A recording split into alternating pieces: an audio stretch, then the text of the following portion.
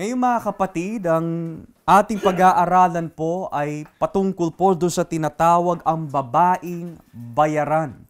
Kung natatandaan po natin sa ating huling pag-aaral noong nakaraan na Friday, we have come to learn that kapag pinag-aralan po ang chapter 16, talatang 17 hanggang 21, ito po yung buod na paliwanag kung paano po parurusahan ng Diyos ang mundo. Subalit kapag pinag-aralan po natin ang chapter 17 and 18, ito po ay iisang eksena lamang na ipinaliwanag sa ibang presentation.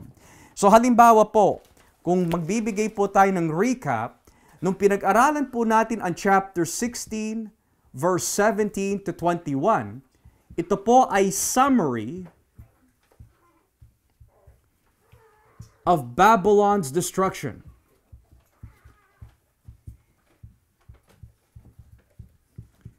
Subalit, sa pagpasok po natin dito in chapter 17 and 18, ito po yung mga ibang detalye.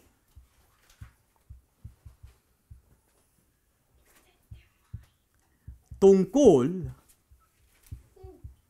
sa destruction ng Babylon. Okay? So lagi ho natin tatandaan that ang chapter 16 verses 17 to 21 ay buod lamang na paliwanag tungkol kung paano parurusahan at wawasakin ng Diyos ang mga tao dito sa mundo. Subalit sa pagpasok po natin in chapter 17 at sa ating pag-aaral po in the next few Fridays, Lord willing, in chapter 18, ibinibigay na po ng banal na Espiritu kay Juan yung mga ibang detalye kung paano po winasak ng Diyos ang Babylon. Now, sa ating huling pag-aaral, we have come to learn that kapag sinabi po yung lugar na Babylon, hindi po ito literal na Iraq. Okay? Hindi po ito tumutukoy sa literal na lugar kung tuwagin Iraq.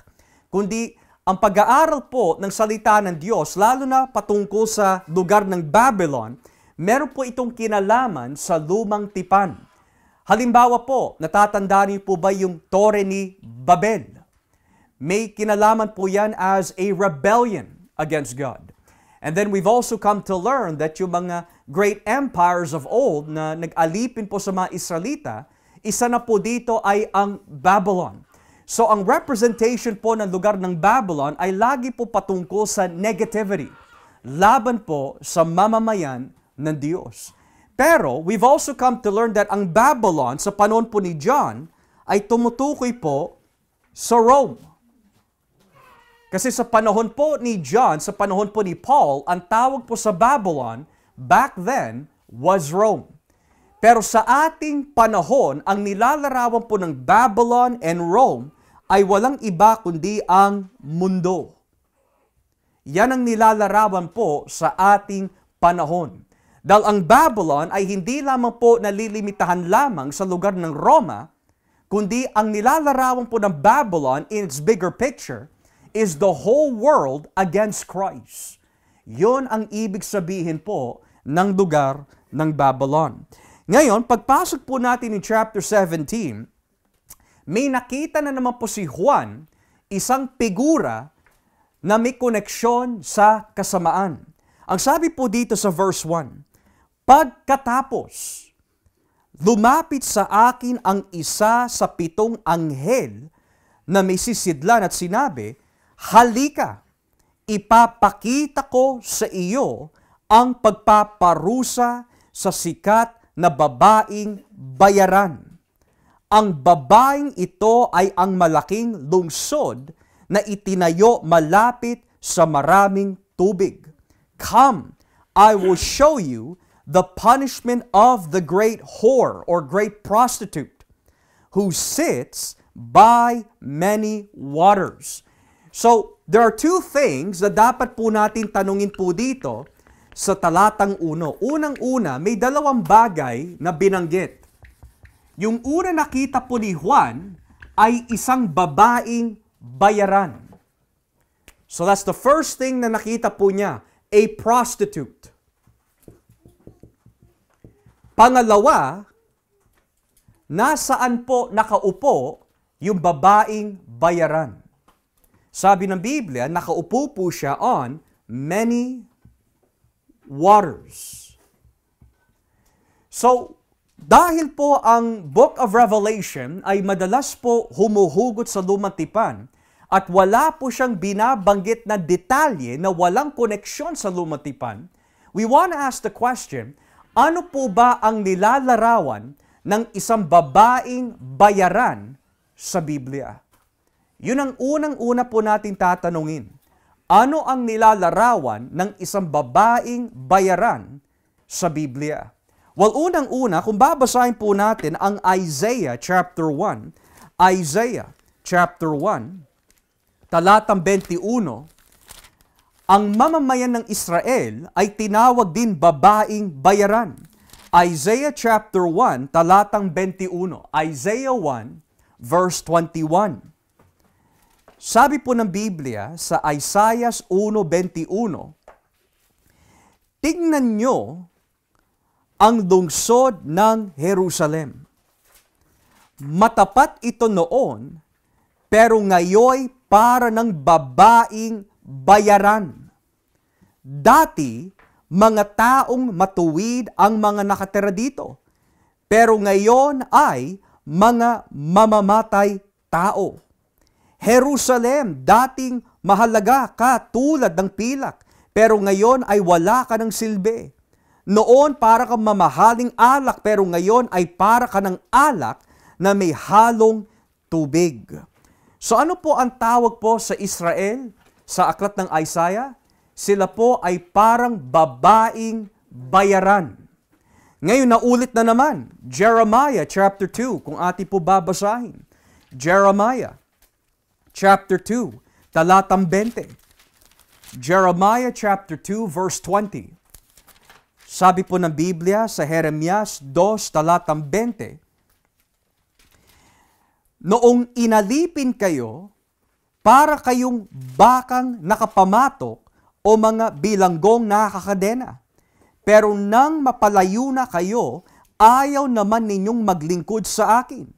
Sa halip, sumamba kayo sa mga Diyos-Diyosan, sa bawat matataas na burol, at sa ilalim ng bawat malalagong punong kahoy, katulad kayo ng babaeng bayaran. Ulitin ko ho. Pero nang mapalaya ko na kayo, ayaw naman ninyong maglingkod sa akin. Sa halip, sumamba kayo sa mga Diyos-Diyosan, sa bawat matataas na burol, at sa ilalim ng bawat malalagong punong kahoy, katulad kayo ng babaeng bayaran. So, 2 beses, tinawag po ang mga Israelita, mga prostitutes, mga babaeng bayaran. Pero karagdagan po sa katanungan dito, ang mga Israelita lang po ba ang tinatawag ng Diyos sa Biblia bilang mga babaeng bayaran? Maging ang lugar ng Nineveh ay tinatawag prostitute. Basahin nga po natin dito sa Nahum chapter 3. Dito po tayo sa aklat ng Nahum chapter 3. The book of Nahum chapter 3, talatang 4. Nahum chapter 3, talatang 4. Sabi po ng Biblia in Nahum chapter 3 verse 4. Mangyayari ito sa Nineveh, dahil para siyang babaeng bayaran, na paulit-ulit na ibinenta ang katawan, nangaakit siya at nanggagayuma, kaya naiengganyo niya ang mga bansa na magpasakop sa kanya. So napakalinaw mga kapatid sa mga binasa po natin that a prostitute ay tumutukoy minsan sa Israel. Ang prostitute ay minsan tumutukoy po sa Nineveh. At ang tanong po dito, bakit tinawag ng Diyos ang mga bansang ito bilang mga babaeng bayaran? Dahil po ba sila po ay gumagawa na sexual na imoralidad? Dahil po ba sila po ay physically nakikiapit? Hindi ho. Kaya po tinatawag ang mga lugar na ito bilang mga babaeng bayaran dahil ang tinutukoy po dito ay hindi yung physical na aksyon, kundi yung kanilang spiritual na kalagayan. Nang ibig sabihin, sila po ay kasal sa Diyos. Pero the moment na sila po ay sumamba sa ibang Diyos-Diyosan, itinuturing na po sila ng Diyos bilang mga babaeng bayaran. Ibinenta po nila ang kanilang mga sarili sa ibang Diyos-Diyosan, pinagamit po nila ang kanilang pananampalataya at buhay, kaya itinuring po sila ng Diyos bilang mga babaeng bayaran. So in other words, a prostitute po in the greater narrative is related to idolatry. Okay? So if that is the case, then yung nakita po ni Juan kanina in Revelation 17 ay hindi literal na babae na bayaran, kundi merong nilalarawan ang babaeng ito bilang idolatress. Na may connection po siya sa pagsamba sa ibang Diyos-Diyosan. Okay? Ngayon, kung babalikan po natin ang chapter 17, ang sabi ho dito, talatang 1, ang babaeng ito ay ang malaking lungsod na itinayo malapit sa maraming tubig. Now, you wanna ask the question, kung ang prostitute ay naglalarawan po ng idolatry, then ano naman po ang nilalarawan ng salitang maraming tubig? Now, para ho malaman ho natin yan, ibaba po natin ang basa dito sa talatang 15 para makuha po natin ang kahulugan. Dito po tayo sa talatang 15 ng Revelation 17. Sinabi rin sa akin ng anghel, ang tubig na nakita mo na inuupuan ng babaeng bayaran ay ang mga tao sa iba't ibang lahi, bansa at wika. So hindi pala ito literal na tubig. Ang nilalarawan pala po minsan ng tubig sa Book of Revelation ay lahat ng masasamang tao. Lahat ng tao na walang kaugnayan sa Diyos. Di ba nung pinag-aralan po natin ng chapter 13, saan po lumitaw yung halimaw? Mula sa tubig. Nang ibig sabihin, itong antikristong ito ay lilitaw mula sa mga masasamang tao. Itong babaeng ito ay nakaupo sa ibabaw ng maraming tubig. Na ang ibig sabihin, kung ang tubig po ay naglalarawan ng mga tao na walang kaugnayan kay Kristo, then that means, when you look at the illustration, the reason why nakaupo po siya sa tubig dahil siya ang nagbibigay ng impluensya sa mga tao. Kaya ang mga tao po ay sumasamba sa ibang Diyos-Diyosan ay dahil may nagbibigay na matinding impluensya sa kanila. And in this case, kung titignan po natin sa physical, ang nakikita lang ho natin, yung mga tao ay lumuluhod sa mga bato, lumuluhod sa mga pilak at ginto, lumuluhod po sila sa mga imahe. Pero sa spiritual, ang itsura pala nun ay masasabi natin, grabe. Nakikita lang ho natin sa physical, sila po ay lumuluhod, nananalangin, humahalik sa paanan ng mga ginawa ng tao, pero pagdating sa spiritual, ang hindi nakikita ng mga tao, merong impluensya na bumubulag sa mga ito. Isang babaeng bayaran. Isang babaeng gamit na. Bakit po? Makikita ho natin mamaya kung bakit po siya itinuring isang babaeng bayaran. Pero nais ko lang po ipakita ho sa atin that yung mga salitang nakaupo sa ibabaw ng tubig ay isang hugot muli sa lumang tipan. Basahin po natin dito sa Jeremias 51, Jeremiah chapter 51. Jeremiah chapter 51, at dito po tayo sa talatang 13. Jeremiah chapter 51, verse 13. Sabi po ng salita ng Diyos in Jeremiah 51, verse 13. Sabi ho dito, O Babylonia, sagana ka sa tubig, at sagana ka rin sa kayamanan. Pero dumating na ang wakas mo, ang araw ng kapahamakan mo. sumumpa ang Panginoon makapangyarihan sa sarili niya na sinasabi, ipapasalakay ko kayo sa napakaraming kaaway na kasindami ng balang at sisigaw sila ng tagumpay laban sa inyo. You who live by many waters and are rich in treasures, your end has come. The time for you to be destroyed. Now, that's interesting dahil kung yung salitang many waters ay tumutukoy po sa Jeremiah 51, verse 13, ano naman po ang konteksto po niyan? Ang konteksto po ng Jeremias 51 is that wawasakin ng Diyos ang Babylonia. The destruction of Babylon. And why is that fitting? Well, ang Revelation 17 ay tumutukoy po doon sa babae na naglalarawan po ng Babylon. So, ina-apply po ni John ang Jeremiah 51 sa kanyang nakita dahil wawasakin ng Diyos ang babaeng ito balang araw. Okay?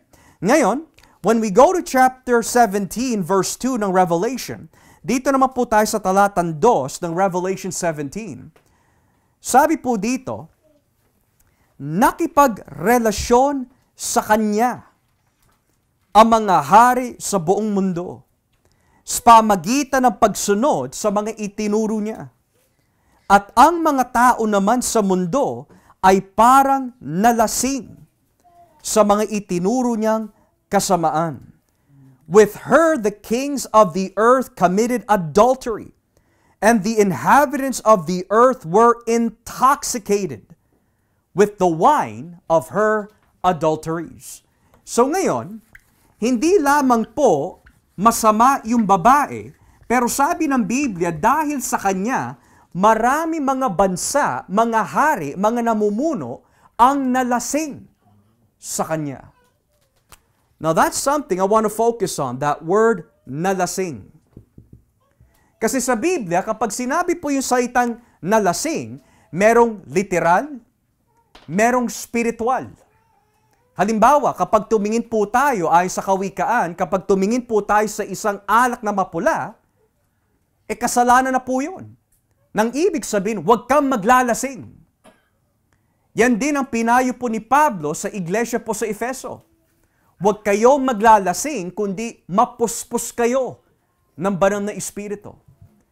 Pero dito, hindi literal na paglalasing ang binabanggit po ni John. But rather, ang ibig sabihin po ng lasing is the corruption of the mind. The corruption of the mind. Bakit po pinagbabawalan po ang paglalasing sa mga hari noon? Dahil hindi sila makapag-iisip ng tama. Bakit pinagbabawalan po ang mga Kristiyano na maglasing? Dahil ito po ay nakasira ng ating patotoo. So ngayon sa Biblia, lalo na in Revelation, kapag yung mga hari dito sa bansa ay nakipagrelasyon doon sa babaeng bayaran, ang nagiging epekto po nito, nalalasing ang kanilang pag-iisip. Now, kung ang paglalasing ay tumutukoy po on the corruption of the mind, saan po sila nako-corrupt? That means, may ginagamit po ang babae para sila po ay lalong mapalayo sa Diyos. Halimbawa, in chapter 18 of Revelation, chapter 18, beginning at verse 3. Chapter 18, verse 3. Tignan po natin kung bakit sila nalalasing. Chapter 18, verse 3. Nangyari ito sa lungsod ng Babylonia, dahil inakit nito ang mga tao sa buong mundo na sumunod sa imoralidad niya na kinamumuhuyan ng Diyos. Ang mga hari sa mundo ay nakipagrelasyon sa kanya, and look at this, at yumaman ang mga negosyante sa mundo dahil sa kanila siya bumibili ng mga pangangailangan niya upang masunod ang bisyo at kalayawan niya. Now, so yung palang ibig sabihin na sila po ay nalasing dahil po doon sa babaeng bayaran is because na-corrupt ang kanilang pag-iisip dahil sa kayamanan. Natatandaan niyo po ba yung tukso na binigay po ni Satanas sa ating Panginoon? Kung ikaw ay luluhod lamang sa akin, ano yung kapalit? Ibibigay ko ang lahat ng kaharian dito sa mundo. Eh di ba nung pinag-aralan po natin ang Revelation 13, ang sabi ho doon, kapag wala kang tatak, kung wala sa inyo ang tatak ng halimaw sa iyong noo o sa iyong kanang kamay, hindi ka pwede bumili. Hindi ka pwede magbenta. So dito, ang ginagawa po ng babaeng bayaran, habang pinaglilingkuran ninyo ang halimaw, habang pinaglilingkuran ninyo ang Antikristo, payayamanan ko kayo. Huwag ka lang sasamba kay Jesus. At yan ang posible na pwede mangyari sa ating panahon. Gagamitin ni Satanas ang lahat ng resources dito sa mundo, alang-alang lamang na hindi ka maglingkod sa Panginoon. Gusto mo magkaroon ng isang trabaho na mataas ang sweldo? Gusto mo magkaroon ng mga resources? Gusto mo magkaroon ng saganang mga material? Ito lang ang gagawin mo. Isuko mo ang iyong pananampalataya at huwag mong paglingkuran si Jesus. Kaya ang mga tao sa mundo ay yumayaman, ayon po sa Revelation, kaya ang mga tao sa mundo ay hindi inuusig dahil nasa impluwensya po sila ng babaeng bayaran upang maglingkod sa ibang Diyos-Diyosan. Ngayon, kung babalikan po natin ang Revelation 17, sabi naman po dito sa talatang 3, tignan niyo ho, pagkatapos, napuspos ako ng banal na espiritu at dilala ng anghel sa ilang. Nakita ko roon ang isang babaeng nakasakay sa pulang halimaw. Ang halimaw na iyon ay may 7 ulo at 10 sungay. At sa buong katawan ay nakasulat ang mga pangalang lumalapastangan sa Diyos. Now, may mga iba naman, mga eksena na iprinisinta po dito sa pangitain. Nakita muli po ni Juan ang babaeng bayaran pero hindi lamang po siya nag-iisa. Ang sabi po ng Biblia, ang nakita po ni Juan ay isang halimaw na may 7 ulo at 10 sungay. Kaya hindi po natin pwede basahin ang mga description po nito bilang literal dahil it was never intended na basahin po siya na literal. Kaya kung may makakarinig po tayo ng mga nagtuturo, sa mga huling araw may lilitaw na halimaw na may 7 ulo at may 10 sungay, hindi literal yon. Lagi ho natin tatandaan, hindi po siya literal. Ngayon, ano po ba ang ibig sabihin ng 7 ulo at 10 sungay? Ibaba po natin ang basa sa talatang 12 para makuha po natin yung kahulugan. Talatang 12. Ang 10 sungay na nakita mo ay ang 10 hari na hindi pa naghahari. Bigyan sila ng kapangyarihang maghari kasama ang halimaw sa loob lang na maikling panahon. So, yung palang ibig sabihin ng 10 sungay ay hindi literal na sungay, kundi ang nilalarawan po ng 10 sungay ay 10 hari na magpapasakop sa halimaw. Bukod pa ho dito, may kulay po yung halimaw eh. Scarlet. Ang kanyang kulay. Ngayon, kapag sinabi scarlet, ito po ay isang hindi pangkaraniwan na mapula na kulay. It is a very reddish yung kulay po nito. And in the book of Revelation, ang kulay po na pula, may nilalarawan din po yan. Kamatayan, gera, pagiging violente. So, ang ugali pala ng halimaw po nito, kung bakit po siya kulay scarlet, is because napakabangis ng kanyang pag-uugali. Wala po siyang sinasanto, lahat ay pinapatay niya kung hindi sila magpapasakop sa kanya. Yung pala ay tumutukoy sa kanyang karakter. Di ba minsan naririnig po natin yung salita, alam mo, ang ugali mo, masahol pa sa hayop. Bakit natin nasasabi po yun? Dahil hindi natin sinasabi hayop mismo yung tao, kundi yung inuugali po niya ay mabangis. Ganyan din yung halimaw. Kaya ganyan ang kanyang kulay dahil hindi siya mabuti. Napakasama ho niya. Pero hindi pa ho natapos diyan. Sabi po ng Biblia, napuspos si Juan at dinala ng banal na Espiritu. Now sa Lumang Tipan, may isang propeta lamang na madalas na binabanggit na kapag siya'y napupuspos, dinadala siya ng Espiritu Santo sa iba't ibang lugar. At sino ho yun? Ezekiel. Kapag binasa niyo po ang Ezekiel 37 hanggang 1, yan po ay isa sa napakaraming halimbawa na tuwing si Ezekiel ay napupuspos, lagi siya dinadala ng Espiritu Santo sa iba't ibang lugar sa pamagitan ng pangitain na makita po ang kondisyon o kalagayan ng mga taong tumatalikod sa Diyos. Ngayon, nararanasan din ni Juan yun. Pero hindi pa ho natapos diyan. May mapapasin po tayo dito mga kapatid, that yung kapuspusan po na naranasan po ni Juan ay 2 beses na binabanggit sa Book of Revelation. At tuwing binabanggit po na siya po ay dinadala, may kinalaman po ito sa mga babae. Uulitin ko ho, tuwing binabanggit po yung salitang dinala, 2 beses lang po ito binanggit sa Revelation, at tuwing binabanggit po yung salitang dinala, may lagi po itong koneksyon sa mga babae. Una, nung dinala si Juan, dito, sino po yung nakita niya? Babaeng bayaran.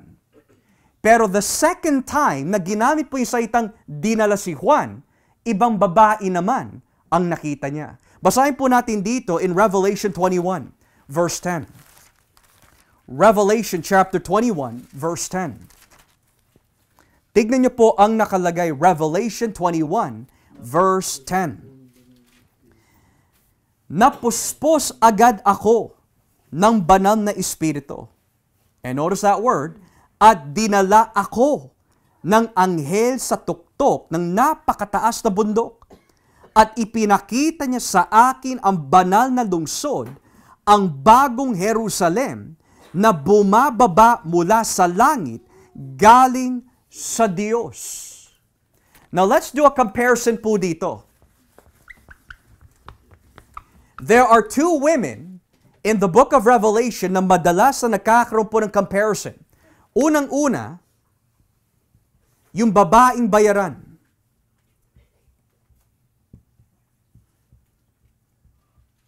At pangalawa, yung banal na lungsod. At yung banal na lungsod na binabanggit po ng Biblia po dito ay walang iba kundi ang iglesia. We are the bride of Christ. Yung mga taong naglilingkod po sa halimaw o kay Antikristo, itinuring po silang marumi, kagaya ng isang babaeng bayaran. Hindi sila malinis. Hindi po sila banal. Sila po ay maituturing po na napakarumi, napakasama. Pero may nakita ulit po si Juan, isa pang babae, pero this time malinis. Hindi nanggaling sa mundo, nanggaling mula sa langit. At bumababa mula sa langit na parang isang babaeng ikakasal. So in the book of Revelation, ang ginagawa po ng Espiritu Santo, pinapakita po niya kung ano ang itsura ng mga taong naglilingkod kay Satanas at kung ano ang itsura ng mga taong naglilingkod kay Kristo mula sa kanyang paningin. Kasi sa panlabas, hindi natin nakikita po ang tunay na karumihan ng tao. Pero ang Diyos, kitang-kita niya ang lahat. Pwede ho tayo magsuot ng magagarang damit, pwede po tayo magmalinis, pwede po tayo maglagay ng pabango, pwede po tayo maligo ng ilang beses, pero kitang-kita ng Diyos ang ating masamang pagkatao. Di ba, kapag nakikita po natin yung mga ibang simbahan, ang gaganda po ng mga building. Kung titignan nyo po yung building ng mga Mormon, ang taas, maganda, magara. Ang ganda tignan. Kapag tinitignan po natin yung mga simbahan, kagaya po ng Iglesia ni Cristo, ang linis tignan sa loob. O kapag tinignan po natin yung simbahan ng mga minamahal po natin ng mga Katolikong Romano, ang ganda tignan, ang laki pa. Pero sa panlabas lang ho yun. Dahil kapag ibang ebanghelyo ang ipinipresenta sa mata ng Diyos, ang dungis at ang dumi nila. Mga babaeng bayaran ang paningin po ng Diyos sa mga ito. Kaya tama talaga yung sinabi po ng propeta Jeremias. Kahit na magsabon ka na magsabon, kitang-kita ang karumihan mo sa aking harapan. Ganyan din ang mga taong sumasamba sa mga Diyos-Diyosan. Itinuring po silang mga babaeng bayaran. So ngayon, ang sabi po ng Biblia, ang halimaw na iyon ay may 7 ulo at 10 sungay. At sa buong katawan ay nakasulat ang mga pangalan dumalapastangan sa Diyos.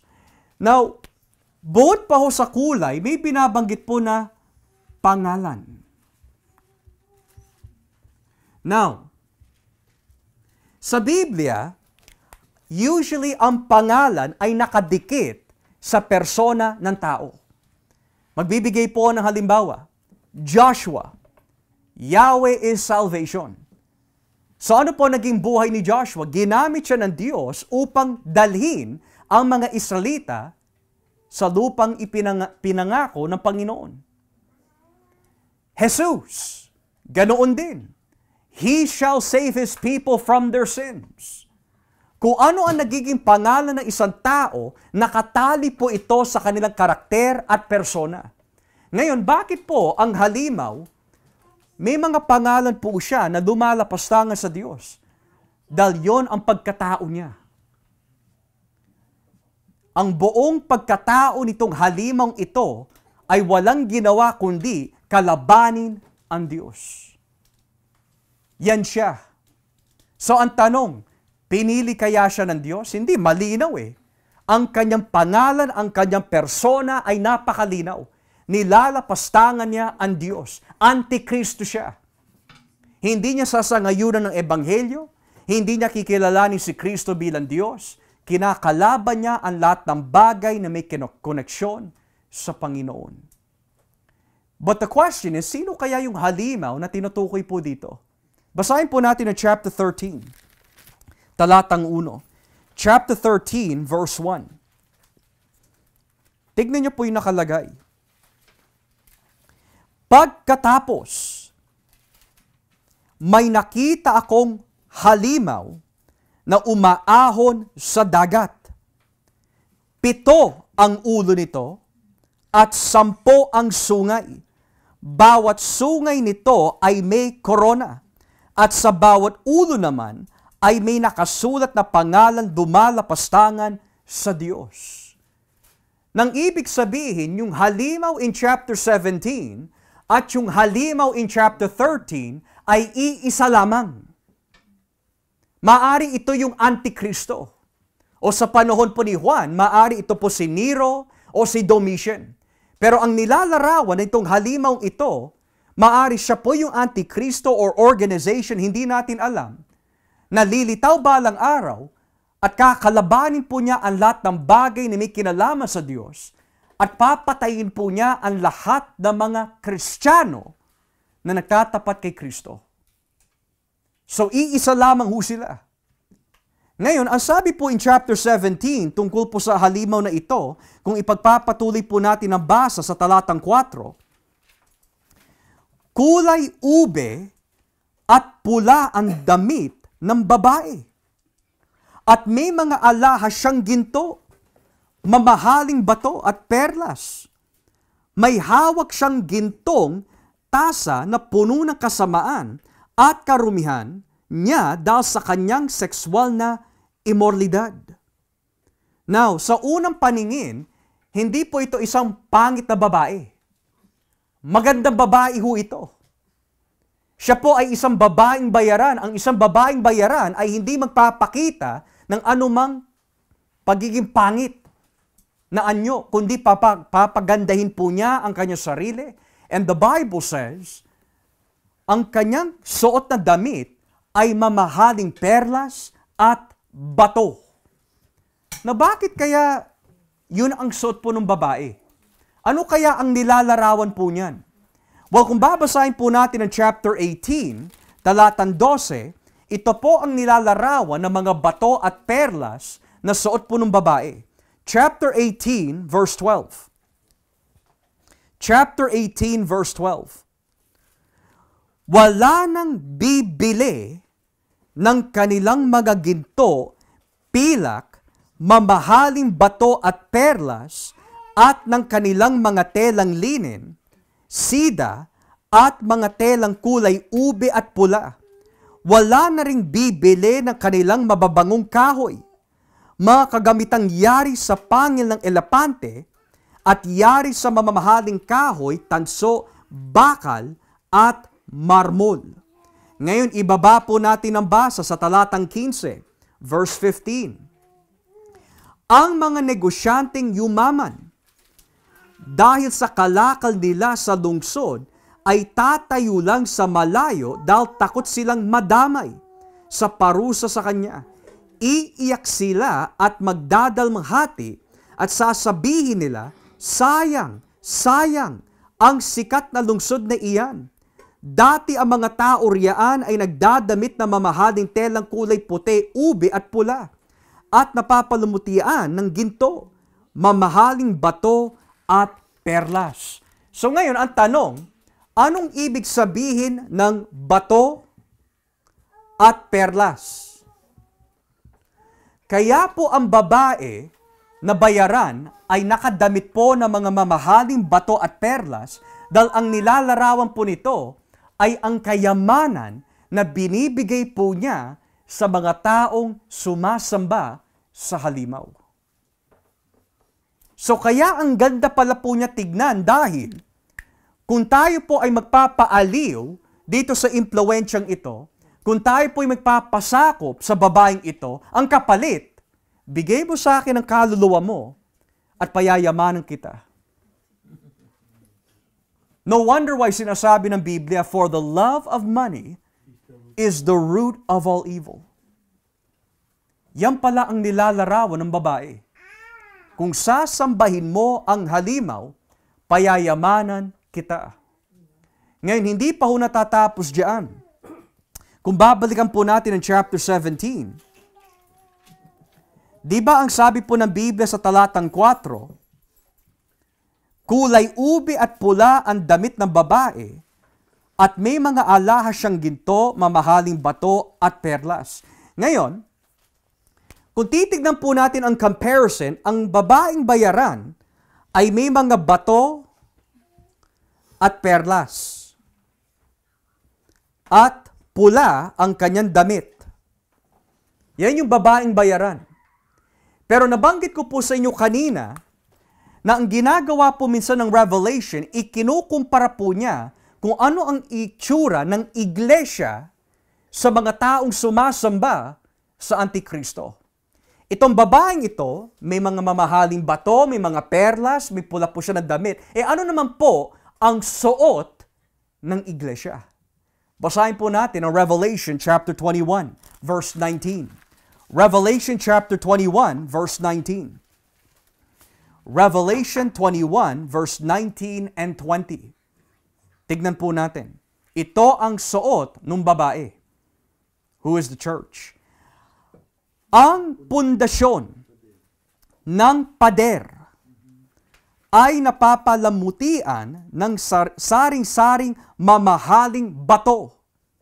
Una, jasper. Ikalawa, safiro. Ikatlo, calcedonia. Ikaapat, esmeralda. Ikalima, sardonyx, ika-6, cornalina, ika-7, chrysolito, ika-8, beryl, ika-9, topaz, ika-10, chrysopraso, pang-11, jacinto, at ika-12, ametista. Perlas ang 12 pinto dahil bawat pinto ay yari sa isang malaking perlas. Ang mga paunahing lansangan ay puro ginto na kasing linaw ng kristal. Now, sino po ang mas nakakalamang sa kagandahan? Ang babaeng bayaran na iilan lang ang bato at perlas? O ang banal na lungsod na napakarami mga ginto, napakarami mga kristal, napakarami mga bato? Anong nais ipresenta po ni Juan dito?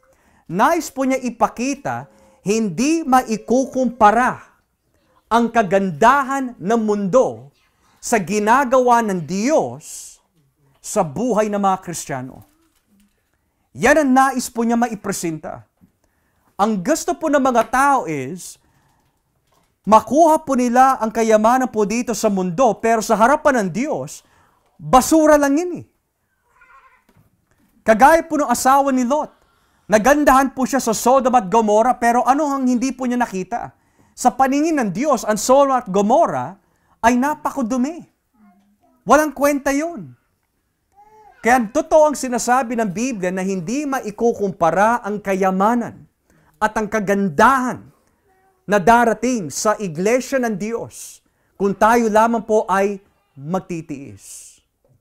What shall it profit a man if he gain the whole world and lose his own soul? Now, I want everyone to pay attention.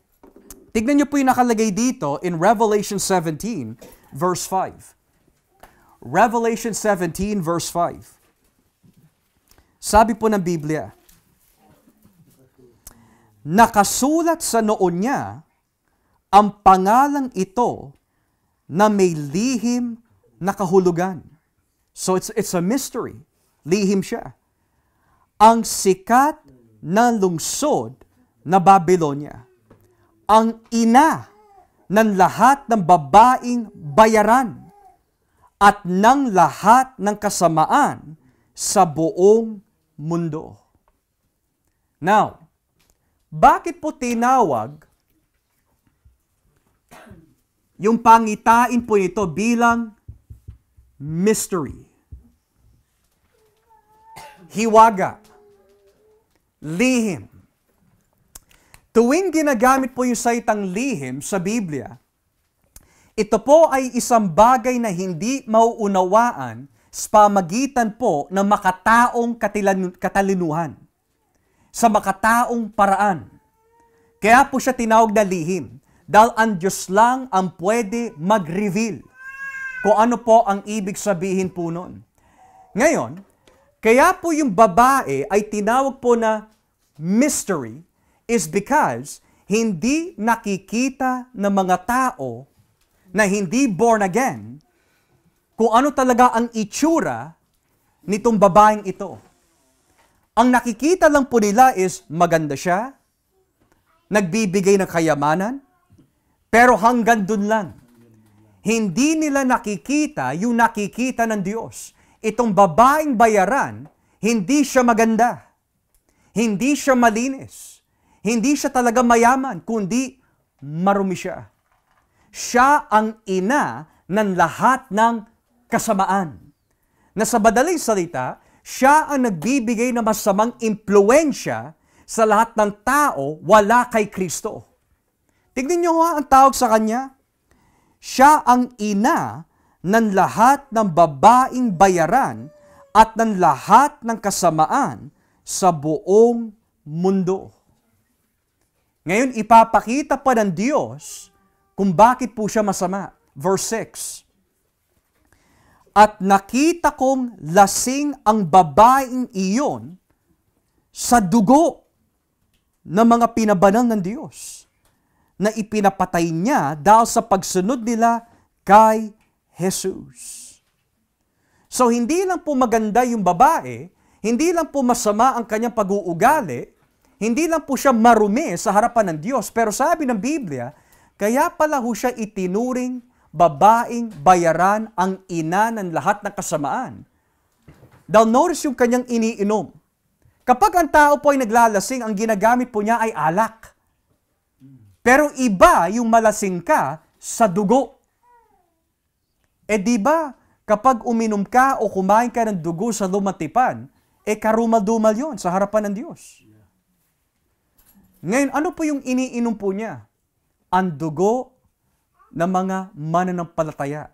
Nang ibig sabihin, ang nilalarawan nitong babaeng ito, siya po ay isang masamang impluensya na bumubulag po sa mga tao upang usigin ang iglesia.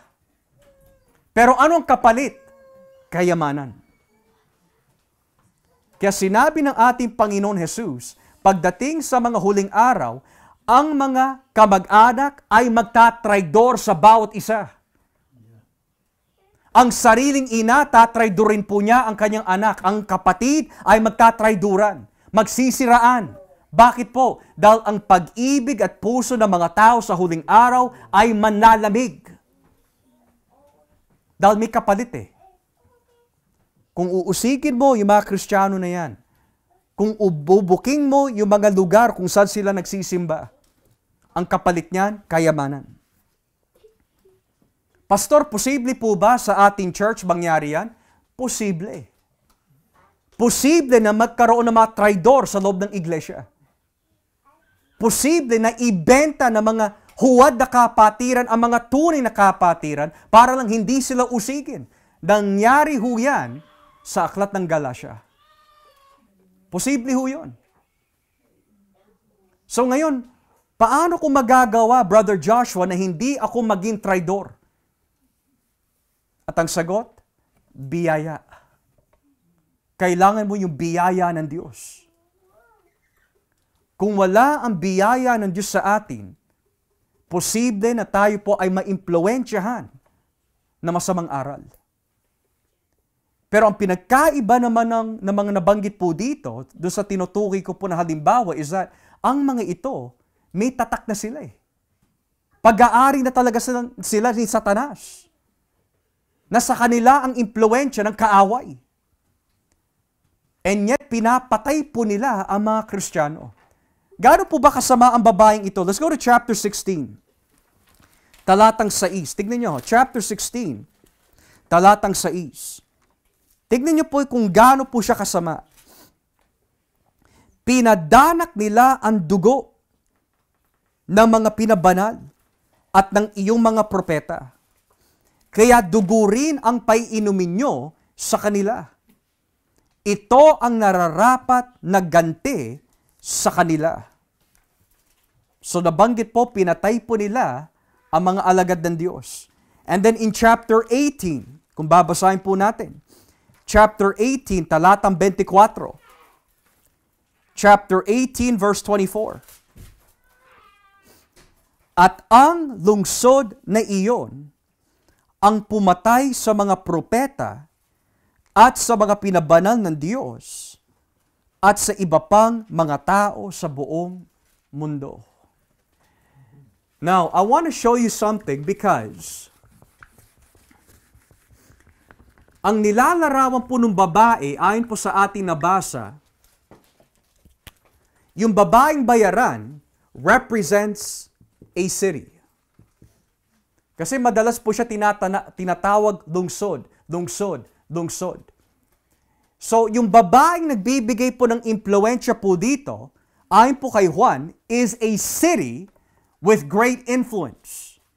Now, sa panahon ni Juan, ano kayang lugar ang may ganitong klaseng impluensya at kapangyarihan na mag-usig ng mga Kristiyano? Rome. Now, here is what is more interesting.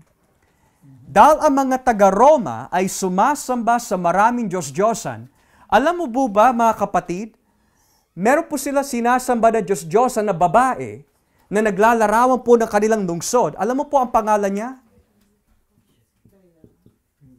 Roma. Alam mo yung suot niya? yung mga nabanggit po sa Revelation. So anong ibig sabihin po nun? Ang tinutukoy ba ni Juan po dito na babaeng bayaran ay si Roma? Posible, pero hindi po siya nalilimitahan lamang doon sa Diyos-Diyosa na yun. But rather, tatandaan po natin, ang lahat ng kasamaan na nangyayari sa mundo, lahat ng mga lugar na umuusik sa mga Kristiyano, sila yung babaeng bayaran. So when you look at the Middle East, ano po yung mga lugar na hindi wina-welcome ang Ebanghelyo? Babaeng bayaran. China doesn't welcome the gospel. Babaeng bayaran.